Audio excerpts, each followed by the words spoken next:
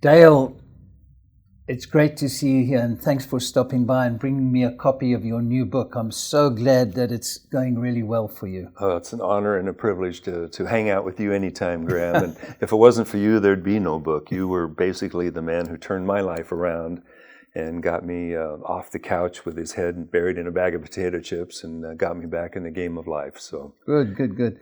So, I mean, you lost, what was it, 70, 80 pounds? 70 pounds. 70 pounds, mm-hmm. huh? Yeah. I went from, and thanks to you, you're the one that got me started on that journey. I had, I think, 45% body fat is what I was tested at when I began. And by the time we took the photo for that book cover, I was down to 10%. Fantastic. And that's, you know, I mean, even though it took a couple of years, I mean, I think, you know, obviously on a physician's end, you know, all your labs are a hell of a lot better. You had these high triglycerides and high sugar and insulin resistance. So all of that has come down. What might be useful, you know, Dale, is sort of take us through a typical day in the life of Dale Parkinson. I mean, because I think some of the things, it's all very well for physicians to give instructions for clients and things, but, you know, you obviously developed some kind of program for yourself. Oh, and so course.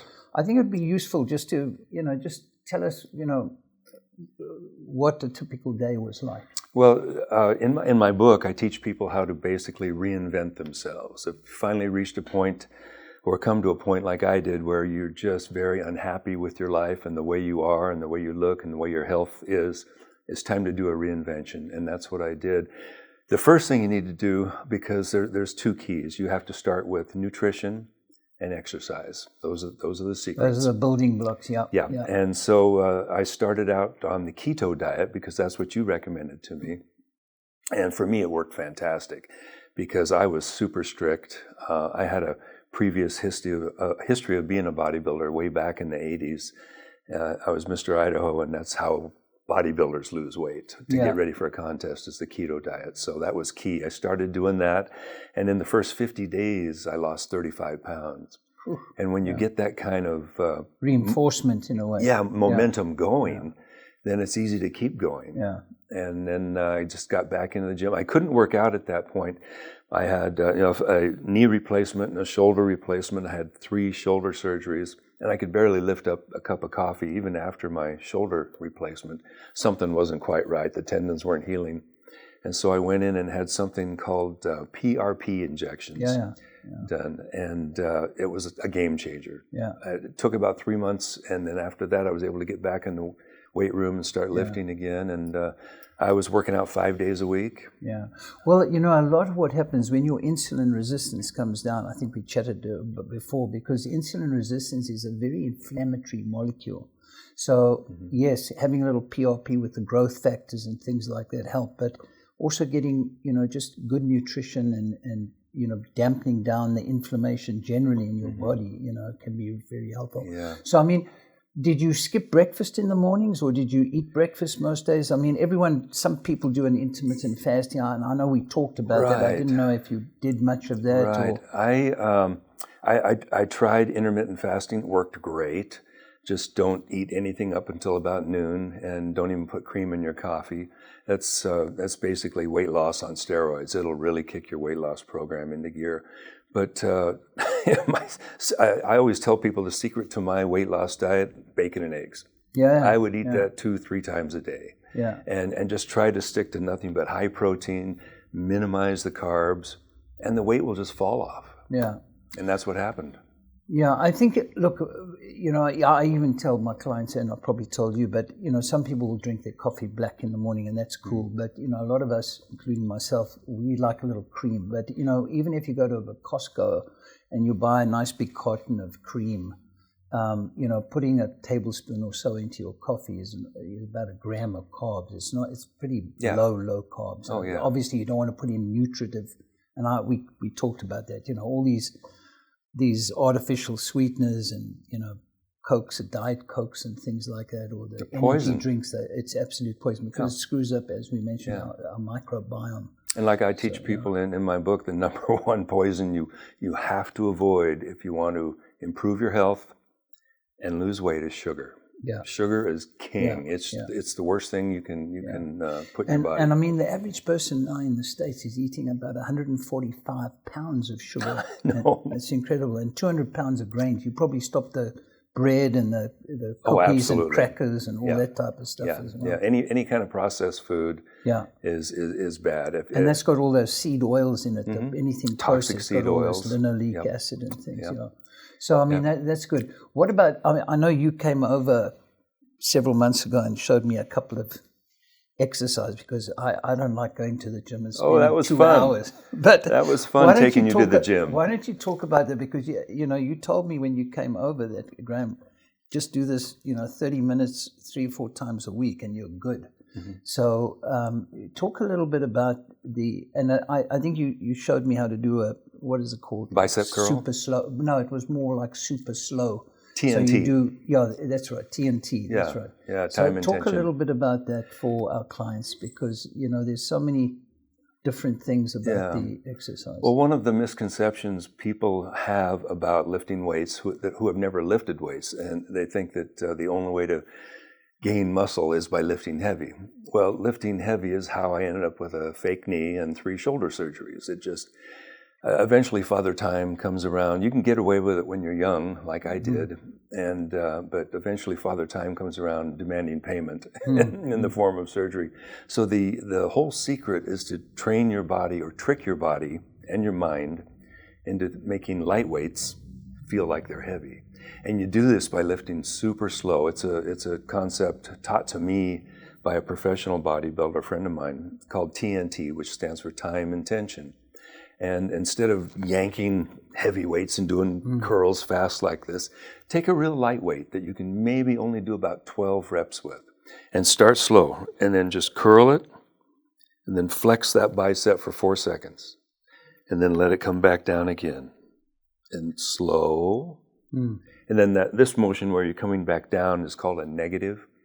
And the great Arnold Schwarzenegger says that's the part of any exercise that stimulates muscle growth, is the negative. Most people think it's this. It's not. It's actually the going down.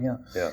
It's funny. I think I mentioned, about when you told me about this about 15 years ago, or maybe longer. I went down to Florida and they had a super slow kind of thing, and I understood that it actually was put in place by the guy, the Nautilus, with all the Nautilus machines. Oh yeah. I forget his name, but. Supposedly he was the guy that talked, and they'd actually made some special machines which kind of made you sort of super slow. But many of these people would do it once a week. And I was like shocked. I thought to myself, God, if I could do this just once a week, it would be, it'd be perfect. Yeah, well, a very famous Mr. Olympia, 8-time Mr. Olympia, I think his name was Ronnie Coleman, said the whole idea about working out isn't to annihilate the muscle. You just want to stimulate the muscle. And if you're doing TNT properly, you're going to be pretty sore for a couple of days. Yeah. And so you literally can get away with maybe twice a week. Yeah. So tell us a little, besides, obviously, we covered, a little bit about the nutrition and the exercise. What about, were you taking, I know you like some of that, I have recommended it to some of my patients, the protein powder. In fact, I just sent. Oh, yes. It's called H something. HD Pro. HD Pro, yeah. So tell us a little bit about, some of the supplements and protein powders and other things you do on a regular basis. Oh, my gosh. How long is this podcast going to be? In my book, I refer to the supplements I take as the Sexy 17, because there's 17 of them. Okay. And believe it or not, in the course of a day, I probably take about 45 different pills, vitamins, that kind of thing. Nutraceuticals, as they're called. I know, and I know you were taking a few of these before you even came to see me, but what would be your top 10? Wow, I would say anything really that you got me on. Obviously, the NAD was big. It's real popular right now. Is the other one NMN? NMN. NMN is very big. Yeah. CoQ10. I'd have to look through my book. There's so many. I've got them listed. And I know you're doing a few hormones as well, a little testosterone, a little growth hormone. Yeah, unfortunately, my doctor won't let me take as much as Arnold and those guys. So he It keeps me in the regular zone. I think zone. Testosterone is measured between 0 and 1200, and a lot of those professional bodybuilders are up around 1400. Or 1600. I was just at a bodybuilding competition here in Vegas called the Stephen Carr program, because one of my clients from New York was competing. So I hadn't been to a bodybuilding show forever, but interesting to see. It was interesting to see. I was just there last week. You keep me at around the 600 level, right in the middle range. Yeah. So I think, again, it's more important, as you know, looking at the free testosterone. It's not because only 2% of your total testosterone is actually free. Yeah. So it's as long as your free testosterone is good, you're fine, no matter what the total. I've been paying for my testosterone. You're saying I can get it free? And I'm 69 years old now. I'm not interested in competing in any bodybuilding contest. So just keep me on the mid-range, and I'm just happy to have lost the weight and got back in shape. That's all the trophy I need. I don't need to get out on stage anymore and do that again. Yeah. So, and sleep, are you sleeping, your sleep okay? I've always struggled with sleep, but it's, I found one of the things that I really helps my sleep is magnesium. Yeah. Yeah, I like that. I like that in the D3 at night. I take that. There's about 6 different those kind of pills I take at night with the magnesium. Really, really helps. But I'm not one of those people that I think that rarely gets 8 hours of sleep. If I get 6, I'm doing good. Yeah, you want to try and get at least 7 if you can. Yeah. But I think the magnesium and the D3 in the evening when you turn the light off, which I like doing and tell a lot of my clients, is that it also, both those magnesium and D3 will lower your sugar a little bit while you sleep. Plus it bumps up your REM sleep, which is the quality sleep. But I mean, I know a third of Americans don't even get 5 hours of sleep. But you know, sleep, I think, is probably on a par with exercise. I mean, it's really it's one of those things I wish I could get a lot more of. And alcohol, as you know, does sore subject. The alcohol definitely screws up your sleep as well. There's no question about it. We're joking because I usually have a couple of shots of tequila every night, and Graham always slaps me silly every time he sees me and tells me how bad that is. It's just because, I mean, I think for the last 16 months there's been so much negative stuff about alcohol out there. I know. So, and I know, I mean, it's hard. I mean, I was in the same boat. I mean, I drank a glass of wine or 2 every night for 50-something years, and only recently gave it up. But no, I appreciate you coming around, and I would encourage us.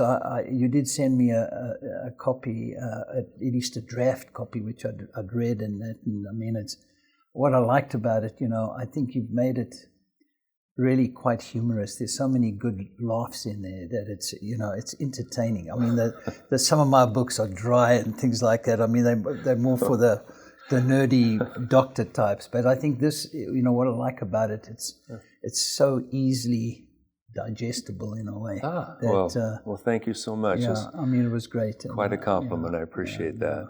And listen, thanks once again.